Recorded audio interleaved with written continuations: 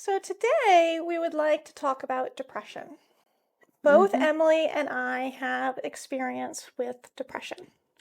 I have been having depression for about 30 years off and on, and I've been working on my mental health uh, pretty strongly for the past 20 plus years. Wow. Oh my God. And I had a very hard time on depression last year, 2023. I think it lasted like 8 months, and it was a nightmare for me. Yeah, but but I feel so lucky that I get out of it right now. I feel so happy every day right now. So I tried to help Emily out while she was depressed, because since I've been in and out of depression for so long, I kind of have Mhm. an understanding of how the mind works, why it gets depressed, and why it can get undepressed. Mhm. And so I was trying to help her through that. And also just the fact that I understood. I wasn't just telling her to get over it, but I was like, yeah, depression sometimes happens and it really sucks. But the other thing is that depression stops. Emily has mentioned that that was really important to her, that I was very adamant that depression will end. Yeah. Yeah, to be honest, I'm very, very grateful for Elizabeth's supports because I think she is the only person in this world who can understand me when I was in depression. No one else, even my husband, my family, no one. I just told them I was depressed, and I don't know if they got it, but she is the one who really understood me and really felt about me. I'm so grateful for her.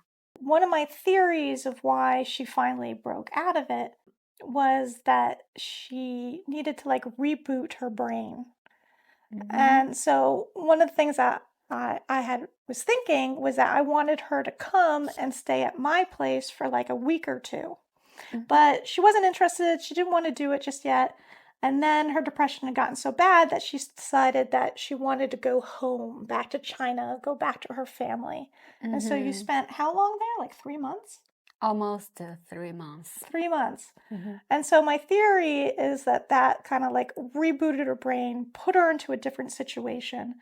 And then Mhm. she came back home, which again kind of like restarted her brain uh, Mhm. and and got her kind of out of the funk.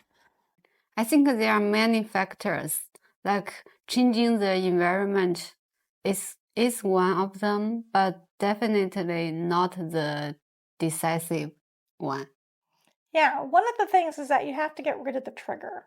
Emily was going through IVF, Mhm. and so she was having a lot of hormone alterations from the IVF. One of the theories was that just disrupted her system, and then she couldn't get out of the funk. Yeah, I think that's the main reason. It's also the result of years me not knowing how to deal with stress, not knowing how to deal with the hardships in my life, and also like not having a goal in my life, which all of these things makes me like going into deep, deep depression. I can feel it's not a one day thing. It's a long time. It's years of years accumulation of unhappiness.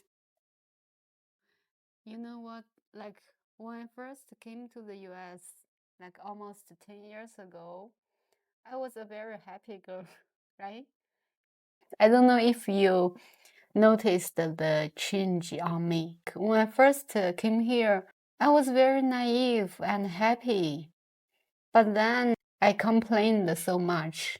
And I always complained about my life, about my husband, everything. And and I didn't have a job. I didn't have a goal.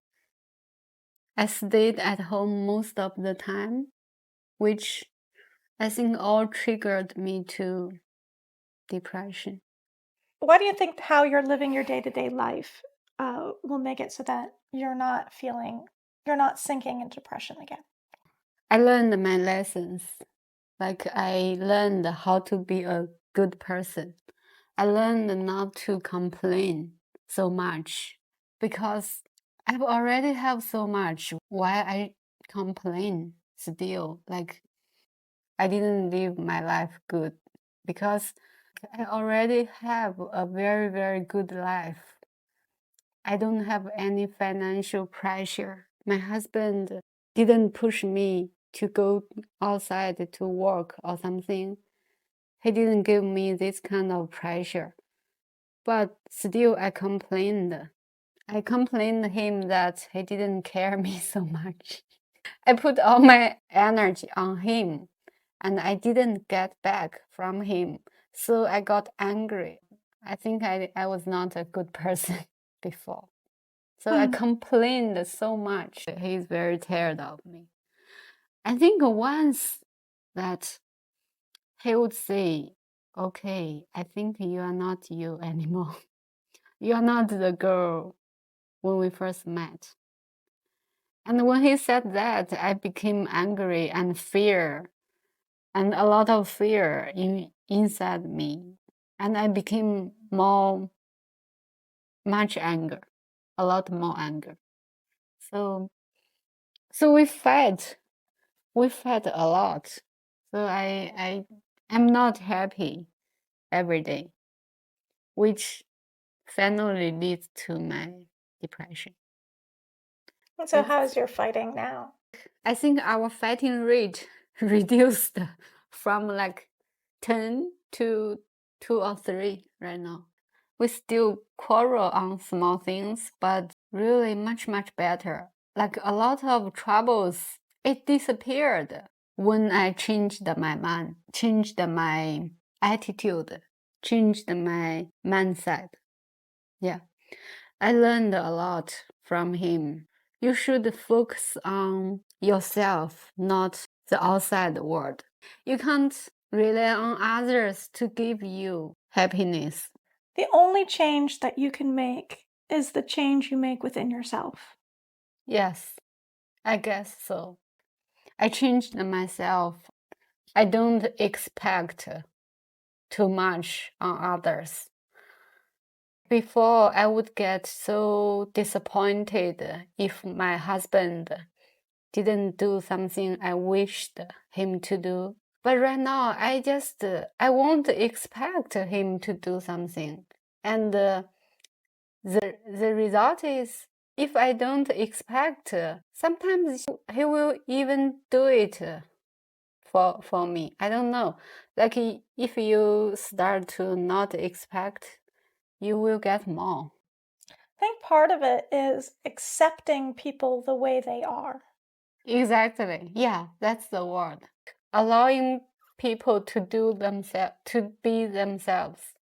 Like before, I would think, oh my God, my husband didn't care me a lot and he's not a caring person.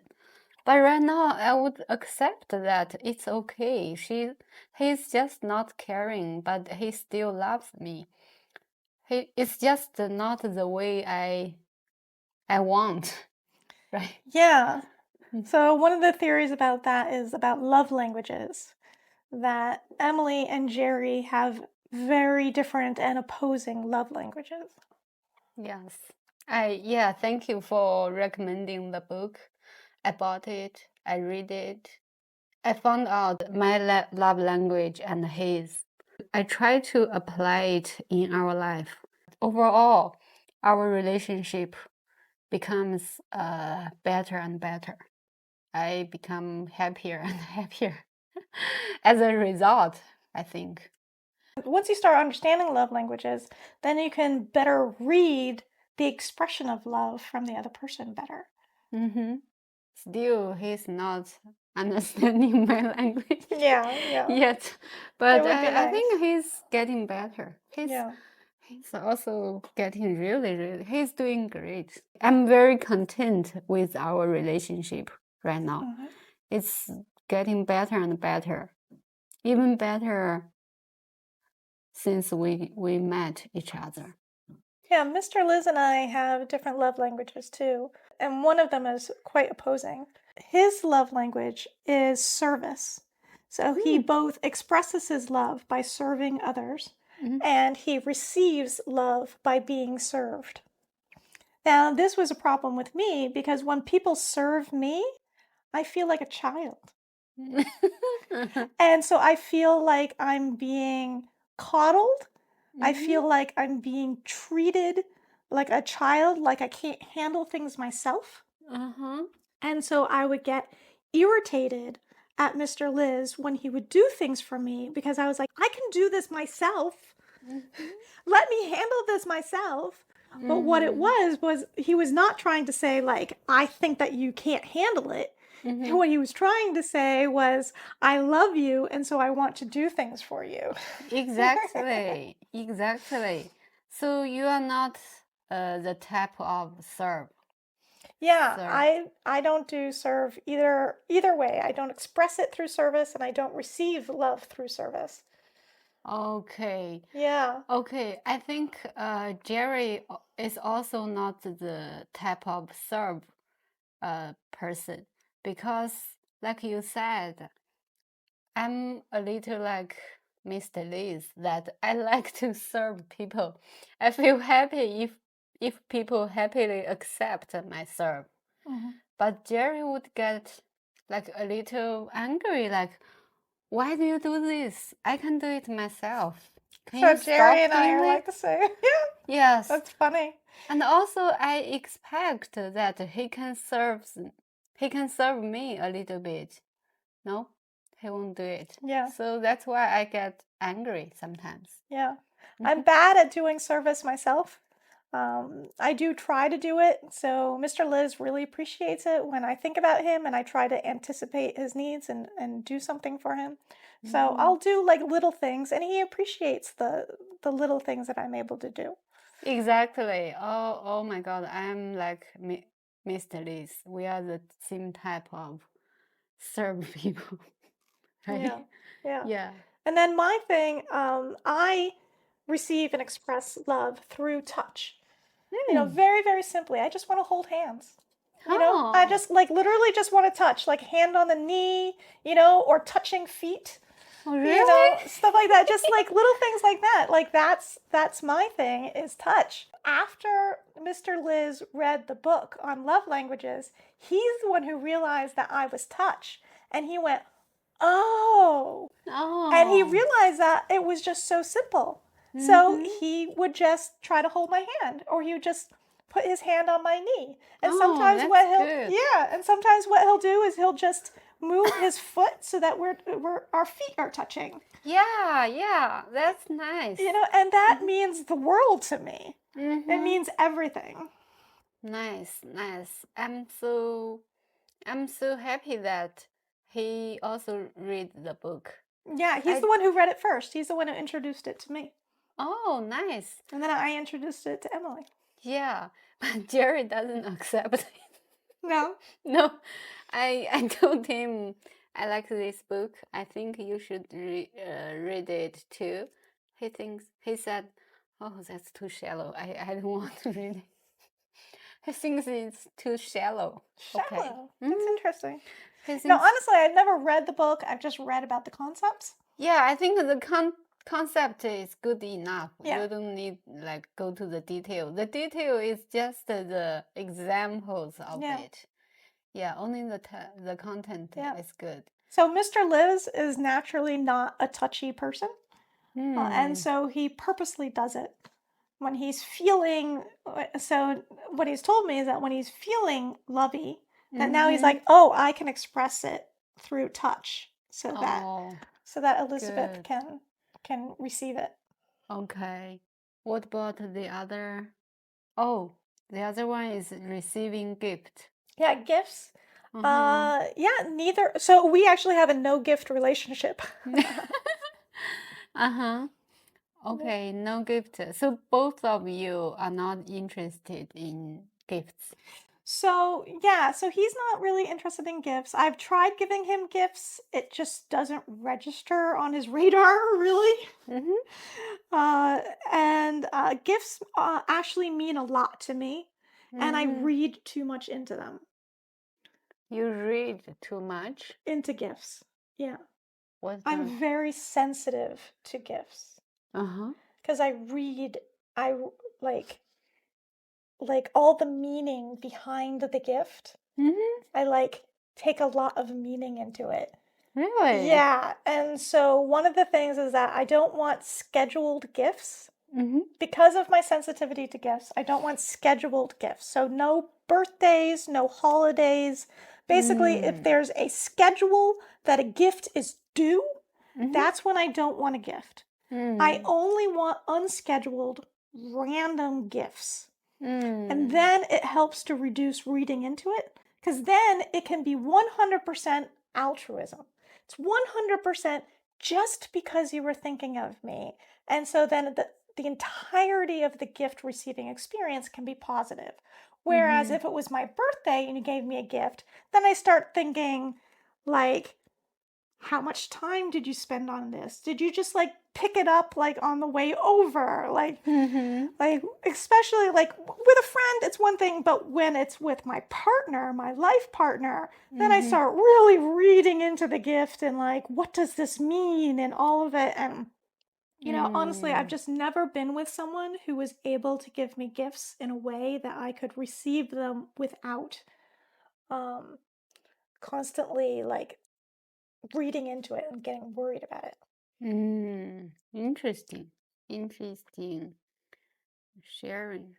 Yeah. Okay. One time when I was in high school, I had these two close friends, and one gave me a frog gift, one gave me a cat gift, Mm-hmm. and it was so sad. Mm-hmm. It was so sad because the person who gave me the cat gift, I guess you could say that I really loved this person, and it was not returned. Mm-hmm. And the cat gift was not the right gift. Mm-hmm. Like, you don't give me cat gifts, especially when I was a teenager. Like, no. What I wanted was frog gifts. Uh-huh. So it was the fact that these two people, and one knew who I was and one didn't. And the Mm-hmm. one who didn't know who I was the one that I was the most in love with. And so it hurt me a lot to know that the person that I was in love with Didn't didn't, know you yeah, didn't know me.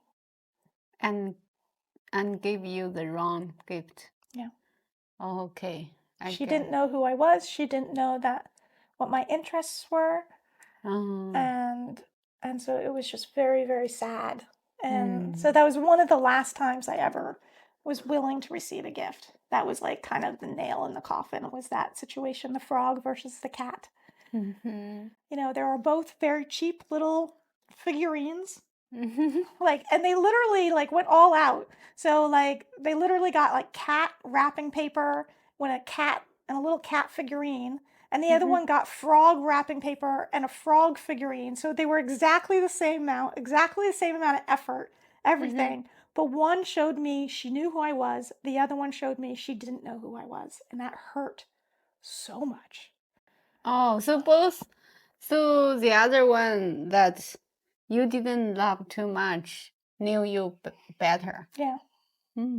Okay, that's hurt. Yeah, it hurt a lot. It hurt a Yeah, lot. yeah, yeah. For the gifts, I think I really don't care too much about gifts. Of course, I think everyone loves gifts, right? When talking about gift, no one doesn't like gifts. I don't like too many gifts. Me too. I think it's a burden for me. Yeah, getting No. so much stuff. Mm-hmm.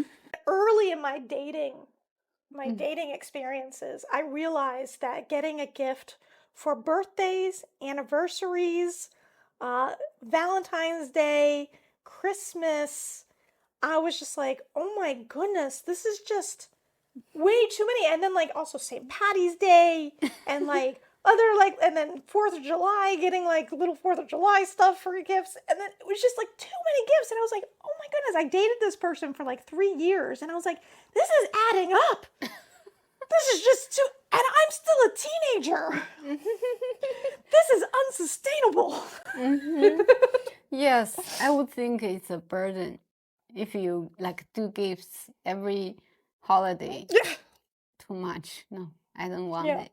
Yeah. Yeah. But I agree with you that every now and then, if I receive a gift that is a surprise, I would be very happy. Yeah. Yeah. But Jerry never does that. Yeah. You Yeah. know? Yeah. Mr. Liz really doesn't give me random gifts either. He doesn't even buy flowers for Oh, me. Mr. Liz did start buying flowers, but that's only because we went through a hard time. And I was like, I kind of need some expressions of love from you because I'm getting a lot of expressions of disdain from you. And so I need something that will counteract these expressions of disdain and instead give me some expressions of love. And so he was like, what? I was like, I really don't know. What about the classics? Flowers. Why don't we try the classics? And anyway, so now every once in a blue moon, he buys me flowers. Nice. And he's like, this is really easy. I can just tell her that I love her by just buying some flowers. And so now I know what they mean.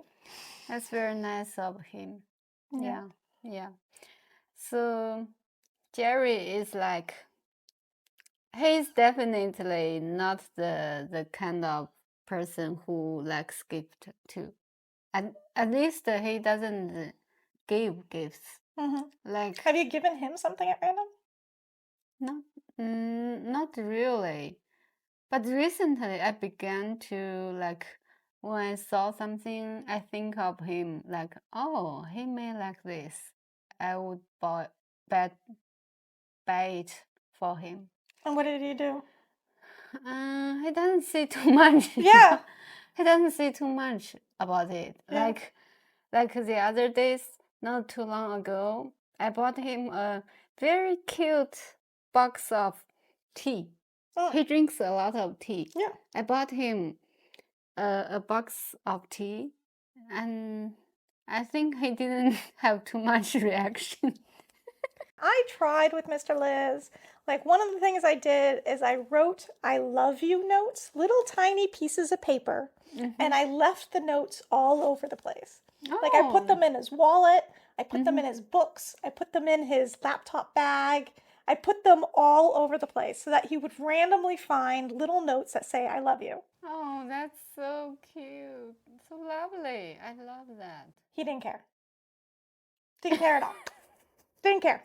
Oh, that's so sad. Yeah. And so then I also went through a phase where I would buy him random cards. Like just random little cards that just said something that just seemed to express like the type of love that I was feeling at that moment. And I would buy these cards and I would give them to him. And what does his reaction? None. 0. Oh, that's sad. Yeah, I can feel you. It's the same feeling that when I didn't see any surprise on Jerry's face, I feel disappointed. Yeah. Like, oh no, I bought this especially for you, and you didn't react well as I expected. Yeah, I talked to him about it. I was like, what about those cards that I used to give you? And he was just like, didn't do anything for me. Oh. But you know what he likes? What he actually really appreciates? Is when I leave the bedroom light on for him. Like, so we each have a light on either side of the bed. And when I leave his light on, when I go to bed before he does, and I leave his bedside light on, that he appreciates. Oh, because that's the serving thing. Yeah. Yeah. Okay, that makes sense. And so it's so little. Sometimes it's a little annoying because I don't really like going to sleep with the light on. But because I know how much he values that I leave the light on for him, then I leave the light on because I'm like, I know that he really appreciates it every time. Yes, that's so nice of you for doing that, for understanding him, right? Yeah. Yeah, to making a little sacrifice on yourself, on Mhm. your side, right? Yeah, I've been in and out of depression for about 30 years. Wow, that's a Yeah. long time. And so I finally decided in 2010 to go on antidepressants, which is a medication to Mm-hmm. help my depression. Mm-hmm. And the only thing I regret about going on medication is that I waited so long. Oh, really? Yes, I waited Okay. so long. I had such a problem Mm-hmm. and I was suffering. I really suffered needlessly, just because I believed somehow that going on medication was wrong. And but it works so well and so cleanly on me that really the only thing I regret is waiting so long and wasting so many years before going on to medication. Oh, okay. So you think you should have taken it earlier? Much earlier, yeah. So in 2010, I got on Celexa, Mm-hmm. which is like an antidepressant, anti anxiety. And then in 2011, I got on Wellbutrin, which is an antidepressant. Mm-hmm. And the two of them together work really, really well. I am lucky in that I didn't have to um, try a whole bunch of different medications. Mm-hmm. Like these two just work, and I'm Mm-hmm. glad that that I got put on them. So the psychiatrist that I was seeing at the time, he had mentioned about experimenting with different drugs and that there was generally a pathway to take in experimenting of which drugs may work and which ones don't. But he said that he was just going to skip me straight to Celexa because that the type of anxiety and depression that I had was really similar to other people who responded really well to Celexa. So I feel like I really lucked out in getting that psychiatrist who was able to identify that the type of anxiety depression that I had would respond well specifically to Celexa.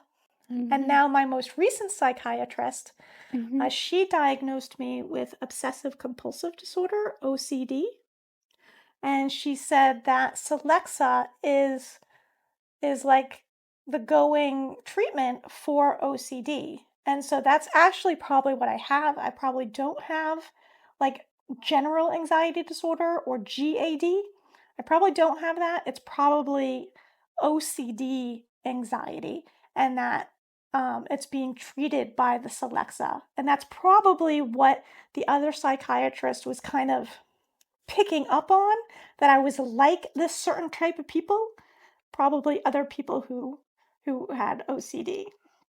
Oh, so you changed your therapist. Yeah, I've had many psychiatrists. Yeah. You changed them. Yep. Mm. So you don't use one all the time? So there's the two systems. It's a therapist Mm-hmm. and a psychiatrist. Mm-hmm. So a therapist is like the person that you talk to, Mm-hmm. and the psychiatrist is the person who gives you medication. Mm-hmm. So you don't see them often. So the therapist, generally you see them once a week Mm-hmm. or every other week Yes. or once a month. Yes. And the psychiatrist you generally see once a month or 3 months or 6 months or even once a year. Oh, okay. How often do you see them? I see my psychiatrist every 3 months or so. Hmm. And I see my therapist, I now see her weekly, Mm-hmm. but for a while there I had moved it to monthly Oh. because we really didn't have anything to talk about for a while because I was doing so well. So I Mm-hmm. had switched it to monthly. But then I started having anxiety issues again, so I switched it back to weekly. Mm. Okay. Do you think both psychiatrist and therapist help you a lot? Yeah, definitely. I'm definitely a much better person from the work I've done, and I've gotten help from them. So the medication, definitely. I tried to get off the medication. Mm-hmm. So I'd been on the medication since 2010, Oh, and it's already over 10 years. yeah, Wow, I yeah. can't believe.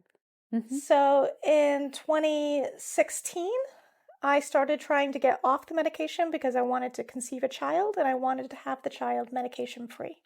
Now, I didn't have to get off my medication because these medications are particularly safe to take while you're pregnant. But for me personally, I wanted to have a medication free pregnancy. And so I wanted to get off all the medications. And so I got off the medications and the anxiety came back. Or rather, it turns out it was the OCD that came rearing back. What? The OCD Mm-hmm. came back? Mm-hmm.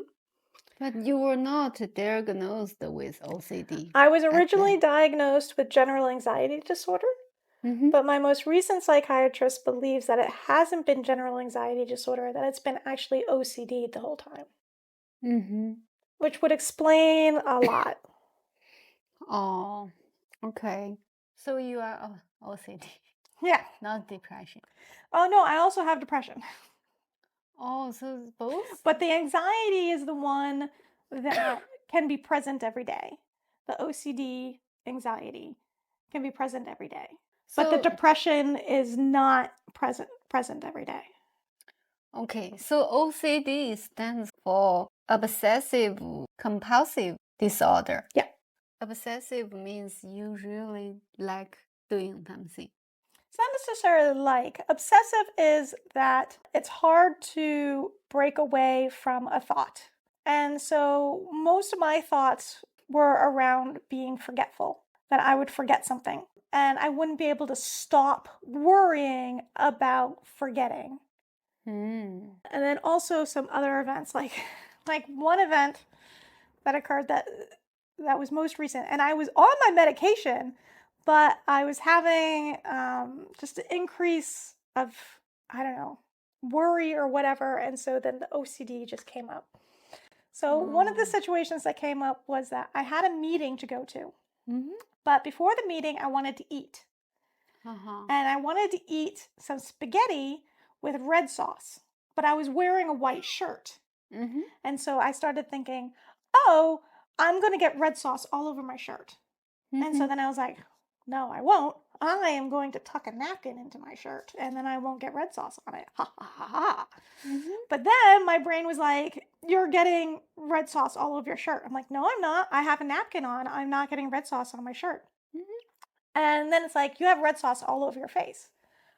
Fine, I will wipe my face with the napkin. So I look down and the napkin is clean. It's perfectly white, right? I wipe my face with the napkin and nothing comes out. I have a perfectly white napkin. But my brain still keeps telling me, you have red sauce all over your mouth. You have red sauce all over your shirt. I'm like, no, I don't. So then I look in the mirror and I'm like, see? There's no red sauce on my face. There's no red sauce on my shirt. And I walk away from the mirror and my mind goes, you didn't look clearly enough. So I was like, fine. So I go back to the mirror. Now this is the OCD because you think I have red sauce on my face and my shirt. I need to look in the mirror. So you look in the mirror and then you walk away and it tells you look in the mirror again. So then you look in the mirror again. And then I walk away and it says look in the mirror again. So then I looked in the mirror again. I looked in the mirror again 4 times. Really? That's OCD behavior because it kept on telling me there was something wrong and I had to check and I could not relax or calm down because it kept on telling me in my head, you have red sauce all over you, you have red sauce all over you, you have red sauce all over you. And look in the mirror. You didn't look in the mirror clearly enough. You're not seeing things clearly. You're not seeing reality clearly. You asked me the question, how I feel different after I get out of depression. I can think of some reason I feel differently. Like before, I don't have a specific goal every day.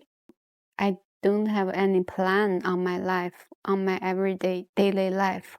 So I get easily into this order of doing anything. Like I become very lazy. I don't do anything. I just let things happen. So this is not good. Definitely not good.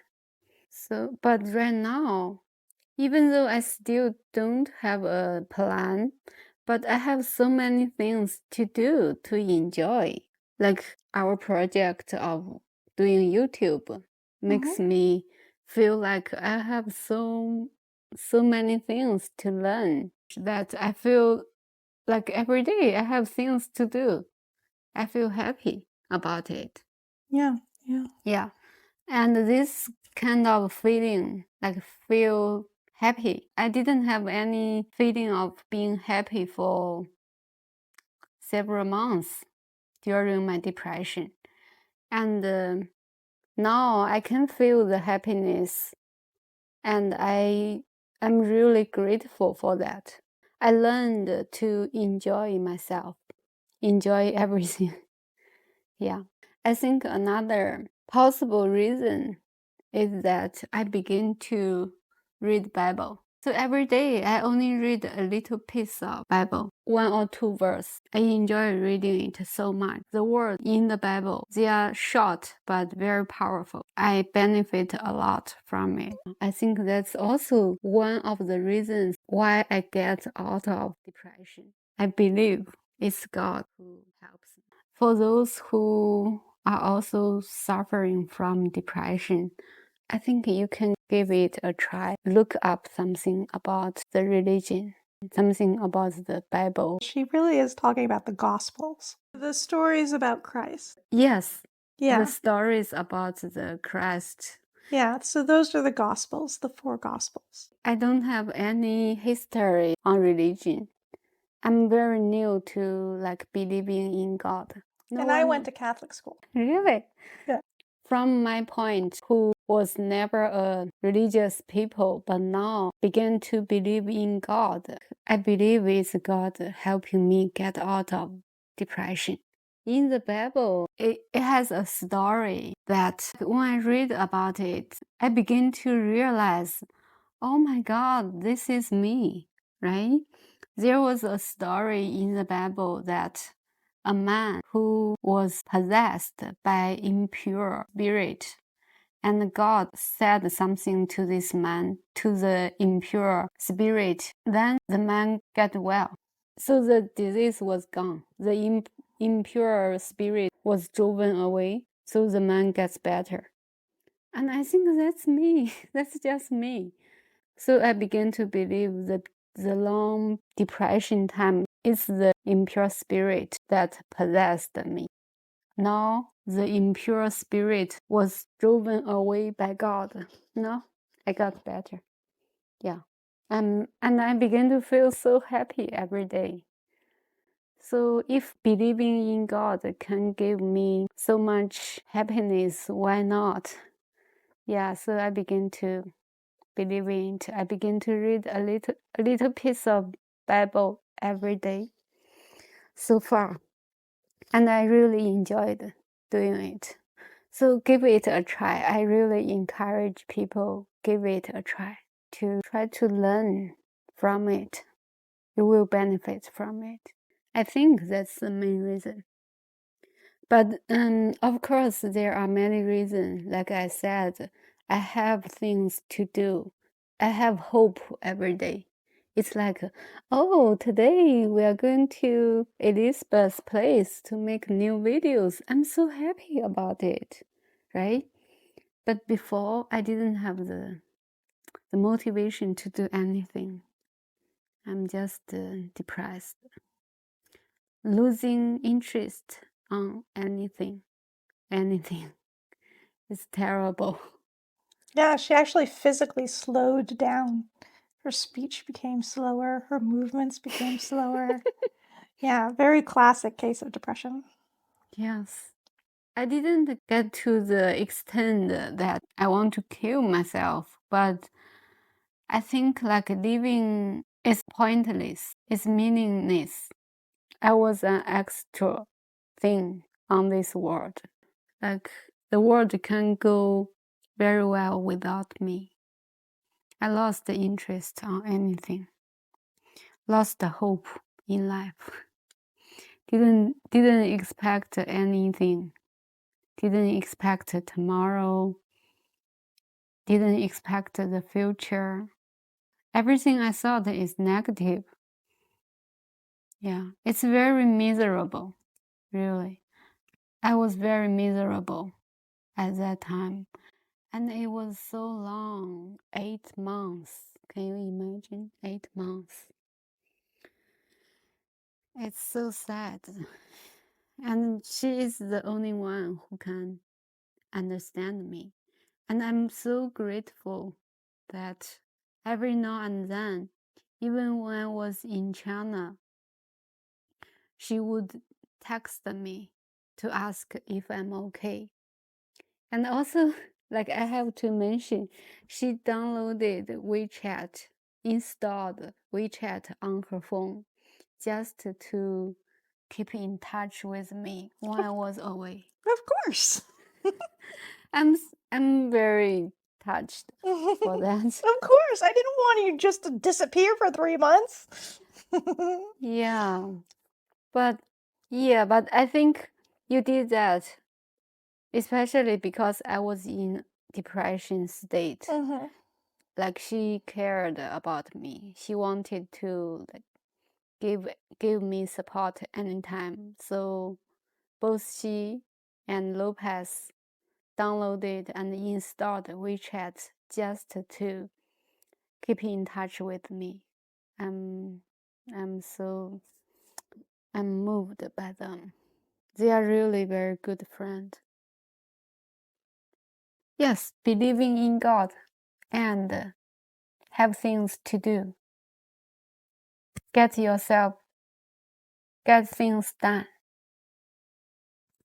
is the things I do every day right now. And I'm very pleased with it. Yeah. I hope people can try it. Give God a chance and also give yourself a chance. I think you will benefit from it. But reading the gospel itself really gives me a lot of inspiration. What do you think? So I have a very complicated opinion on divinity. Mm-hmm. Yeah, I suppose I have a logical, calculated approach towards God and faith and religion. Mm-hmm. But it does help me out. There are times when I feel stressed.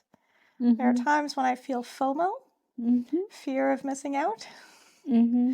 And then I can just sit back and I just think and reflect back on my concept of life and divinity, and it soothes me. I have a very calculated concept of God. So the first thing I think of is before creation. Mm-hmm. So I think of what was God before creation, because right, the first thing is God. Mm-hmm. And so it's also the oneness, because there was only one thing in existence. Mm-hmm. In all space and all time, there was only God. Mm-hmm. And so then God created creation. Yes. He created this universe. Mm-hmm. So there's two questions. How was it created? Mm-hmm. And why was it created? Mm-hmm. So my theory is that the why Mm-hmm. is that the purpose of creation is curiosity. Mm-hmm. Okay. That it was just God being curious. What would happen if there was something other than himself? Mm-hmm. God is curious. Yes. I think he knows everything based on the Bible. Yeah, he knows everything. Um, so that's kind of the conundrum. So the other thing is time. That as soon as the decision was made to create creation, then God already knew everything about creation. But he had to Mm-hmm. make the decision in order to know about it, Mm-hmm. right? Mm-hmm. So it's like pre-creation, but then upon making the decision to create, then automatically knows all of creation, because time is like our universe has the concept of time, but Mhm. outside of our universe, which God resides outside of our universe, then God has a different concept of time, which is not linear like ours. Mhm. Anyways, so then um how was creation created? So creation, there is only God. So therefore, in order for creation to be created, it had to be created from God. Yes. So we are all pieces of God. Yes. And so then how did creation start? And why and what was the purpose of what was the curiosity in our universe? And I believe that the curiosity was to study the concept of two. Mhm.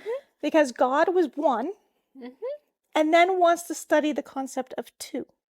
Mhm. So the Big Bang Mhm. is about separating Mhm. to create two. Mhm. And then all the interactions, and then all of the universe is actually a play against the relationship between one and another. Mhm.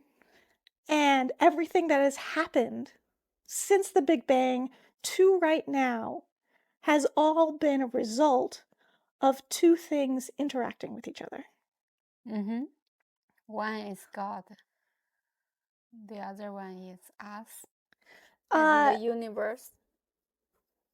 yeah, so I don't know exactly like so there is like a Jewish philosophy on the act of creation, which is the separation of God from creation.